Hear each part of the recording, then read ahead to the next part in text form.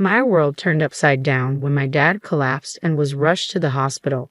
With him in such a critical state, there was no question. I had to be by his side. Regrettably, it meant canceling our long-awaited honeymoon. My husband urged me to go alone, but the idea seemed surreal. Who embarks on a honeymoon solo? In the midst of my turmoil, an unexpected figure appeared. My father-in-law. The very person who was supposed to be in the hospital stood before me, leaving me bewildered.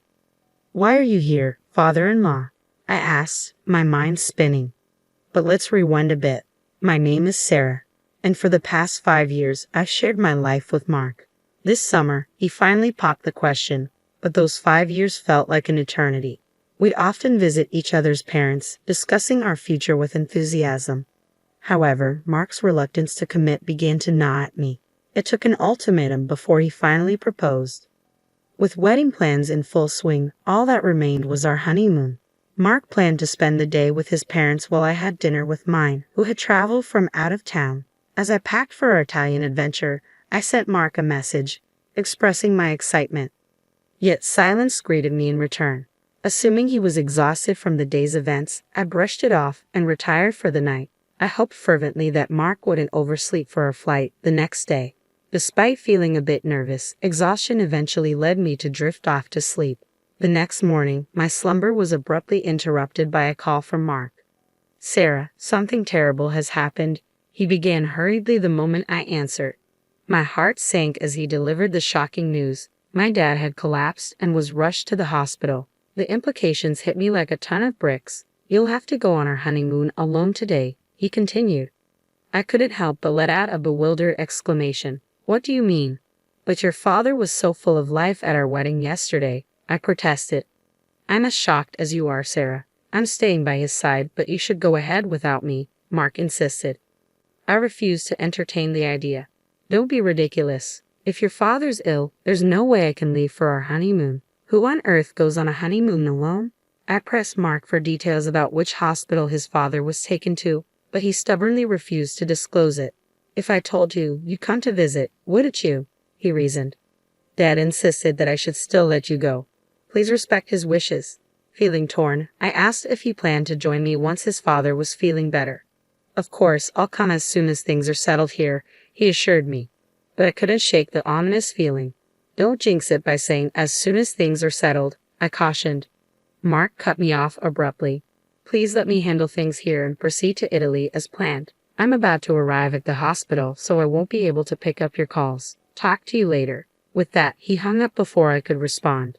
I attempted to call Mark back immediately, but it seemed like he had turned off his phone. With no means to reach him and lacking the name of the hospital, I couldn't rush to my father-in-law's side. Feeling utterly helpless, I was suddenly startled by the doorbell. As I opened the door, a wave of disbelief washed over me. Standing before me was my father-in-law, the very person who was supposed to be in the hospital after an emergency transport. "Your legs, they're okay," he remarked casually, oblivious to my confusion. Perplexed, I questioned him, making sure I wasn't seeing a ghost.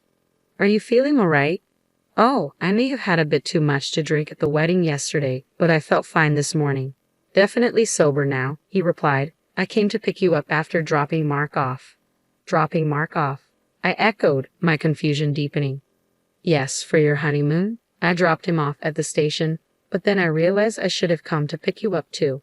Let me take you to LaGuardia," he explained. My mind reeled with confusion.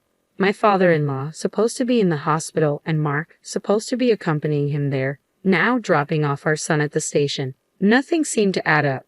Then it clicked. "Wait, you just said you'd take me to LaGuardia, but our honeymoon is in Italy."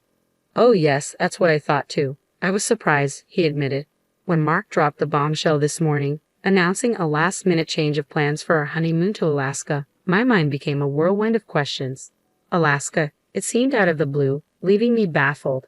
"He left a note in the car," my father-in-law explained, producing a post Mark had left behind. It detailed an inn in Alaska and a flight from LaGuardia to Ted Stevens Anchorage International Airport. Suddenly, the pieces started to fit together. "Could you please take me to LaGuardia?" I requested, a surge of realization flooding over me. "Thank you so much." During the journey, I couldn't shake the feeling of apprehension. Mark's actions, his sudden change of plans, all seemed suspicious. As we approached the airport, I mulled over my suspicions. Would I find the truth at the airport? Thanking my father-in-law, I ventured into the airport.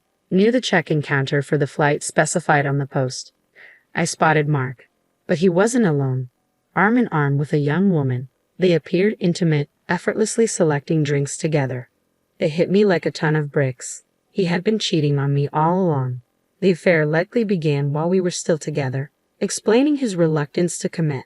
And now, not only cheating, but he had the audacity to embark on our planned honeymoon with his mistress. I stood my ground, facing Mark as he was about to leave the store with drinks in hand. His expression was one of shock upon seeing me. "Sarah, what are you doing here?" he stammered. "Right back at you. Why are you, who should have been at the hospital taking care of your father, at a place like this?" I countered. Mark stumbled for an explanation. "I just came to do some shopping." "Shopping? You came all the way to LaGuardia just to buy a bottle of water?" I raised an eyebrow skeptically. Mark attempted to maintain his composure. Yeah. Dad was begging for some airport water." "That's funny you say that because I was just with your father," I revealed. "He came to pick me up in his car, seemed to be doing great, which was a big surprise." Mark persisted with his falsehoods, claiming his father's sudden recovery. As I listened, disbelief washed over me, and I resolved to uncover the truth. "Who is this woman?" I demanded, gesturing to the woman beside him. "Where were you two planning on going?" Mark hesitated before concocting another tale. "Well, she's the nurse who was in charge of Dad. We're on our way to check out a rehabilitation facility for him in Alaska." His excuse fell flat, leaving me dumbfounded. Before I could respond, a voice interrupted from behind. "My what?" I turned to find my father-in-law standing there, surprising us both. "Father-in-law, I thought you headed home," I exclaimed. "I sensed something was off with you, Sarah, so I decided to park the car and follow you. It seems it was the right choice." With his father before him, Mark, realizing his lies weren't working, became visibly suspicious. In response to his behavior, my father-in-law asked sternly, "So, who is this woman?" Mark began to fumble for words, but the woman beside him broke the silence. "I'm Amy, Mark's girlfriend," she declared. Mark swiftly covered her mouth, his panic evident. "Hey, what are you saying? You have to speak clearly." My father-in-law intervened, his tone firm. "Mark, you don't love your wife. Hurry up and get a divorce with her." Mark's attempt to silence Amy failed. "Wait, just be quiet." "Why should I? You promised to leave your wife to be with me. Isn't that why you chose me over her today?" Amy shot back. "That's because you threatened me," Mark confessed. "You said if I don't go to Alaska with you today, you'll expose our relationship." The truth laid bare. I spoke coldly. "So, in other words, you were having an affair with that woman." Amy glared at me and retorted, "It's not an affair. Mark and I are serious about each other. He never wanted to marry you." By this point, I didn't even feel like arguing. "That's fine. Do as you please." Leaving them behind, my father-in-law and I exited the airport. It was 5 days later when Mark returned home. The doorbell rang, and I spoke to him through the intercom. "Sarah, I can't unlock the door. Can you open it for me?" "Oh, about the lock? You changed it. Why would you do something like that without telling me?" I demanded, frustration evident in my voice. "I don't like the idea of a stranger having a spare key to my home." "A stranger? Are you talking about me?" Mark questioned, confusion clouding his expression. "Who else would I be talking about?" I retorted. "I've already prepared the divorce papers, so just quickly sign them." "Wait a minute, let me in first. We can talk after that," Mark pleaded. Keeping the door chain on, I reluctantly passed the divorce papers through the crack. "There's nothing for us to talk about. Once you sign the papers, can you leave immediately?" "Don't be so angry. I've decided to break up with Amy," Mark announced. "What do you mean?" I asked, skepticism lacing my tone. "She's terrible. I agreed to go to Alaska because she threatened to expose our relationship, and all she did was complain that the inn was old-fashioned and the weather was bad. It wasn't fun at all. So I clearly told Amy I have no intention of divorcing my wife." "Please break up with me," Mark explained hastily. I couldn't care less whether you and that girl break up or not. The only choice I have is a divorce, even if you don't agree," I replied sternly. "Don't say that. Are you angry because we couldn't go to Italy?" "Well, it's a little late, but shall we go now?" Mark suggested. "Are you out of your mind? How can you even suggest that?" I exclaimed. I was wrong to think that I could have a reasonable conversation with you for even a second. There's no way a man who cancels his honeymoon and goes on a trip with his mistress has a reasonable thought process. Sign the divorce papers right here, right now, and also sign this document. I handed him another document through the crack. What is this document? He inquired. It's a written agreement for the payment of alimony and the cancellation fee for our honeymoon. I had it prepared through a lawyer while you were away on your trip, I explained calmly. I'm saying I don't want a divorce. You're the one who wants a divorce, so why on earth do I have to pay alimony? I'm saying I want to give us another shot, Mark argued. Seriously, there's a limit to how much common sense you can ignore. It's evident that infidelity comes with consequences like alimony. The decision to start over or not isn't yours to make, considering you're the one who cheated. And what's this cancellation fee about? I countered. We don't get a travel fee refund because we canceled our trip on the day. Since it was you who caused the cancellation, it's only right that you pay for all of it, isn't it? I told you to go alone. Not going was your decision, I explained firmly. How could I possibly go on a honeymoon alone? Not only that, but you also lied about your father being critically ill to cover up your affair. There's no way I could have gone in that situation, Mark argued. Well, I really wanted to go to Italy with you too, but I was threatened by Amy and had no other choice. You wouldn't want your husband to lose his job because he's exposed at work, would you? Mark continued, defending himself. She threatened to expose you at work? Yeah, that's right. If she says she's going to do it, she will. It's all Amy's fault, Mark insisted. Surely Amy does have a kind of vibe where you can't predict what she might do once she sets her mind to it. Considering she even declared, I'm his girlfriend directly to his wife, she must be quite a wild one. I mused aloud. In fact, I was relieved. With an opponent like Amy, Mark would self-destruct even if I didn't do anything. All that was left to do was somehow get him to sign the divorce papers, I concluded, pretending to be worried. Deliberately, I questioned him. Hey, are you sure it's okay for you to be here? What do you mean? Mark responded, puzzled. You broke up with Amy, right? Wasn't she angry? I probed further. Of course she was angry, but I'm done with her, Mark assured me. What? You might be fine, but what about Amy? Given her personality, I wouldn't be surprised if she storms into your office and exposes you, I warned. Indeed, that would be disastrous. I need to go to the office and stop Amy. Sarah, please pass me my company key card, Mark requested urgently.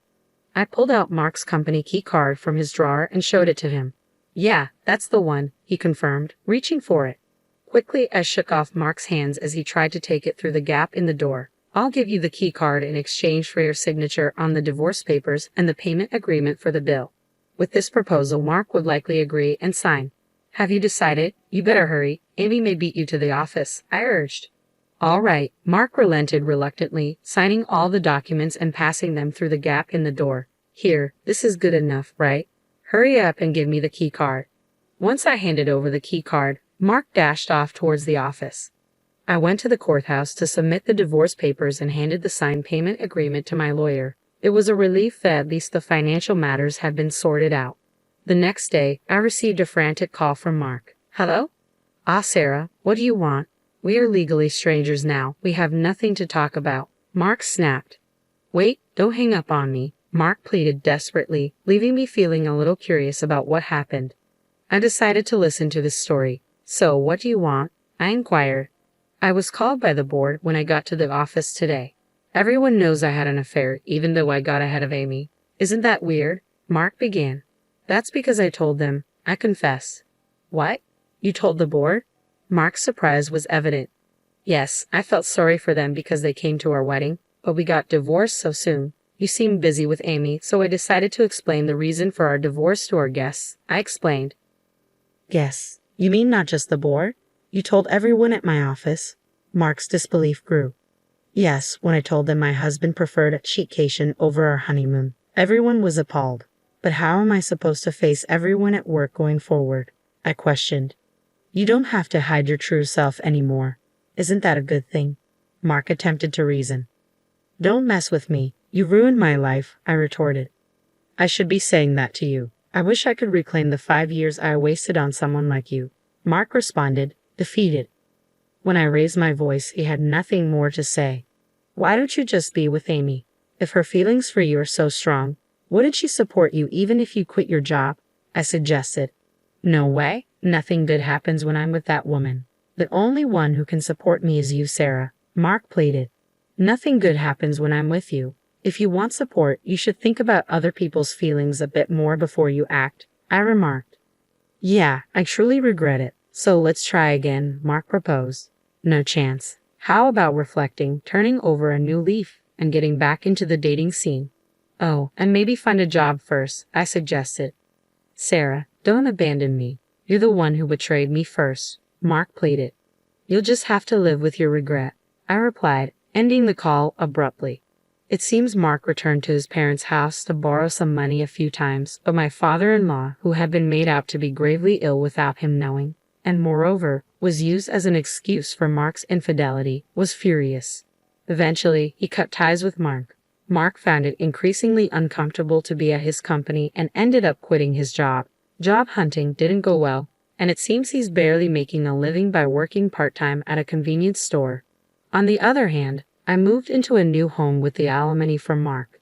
Even though it changed the door locks, it felt uncomfortable living in a place my ex-husband knew about. Mark's parents helped me move. They probably saw it as a way to atone for their son's misdeeds. I still occasionally chat and have meals with them. I won't get back the 5 years I spent with Mark, but I'm going to find a better man next time.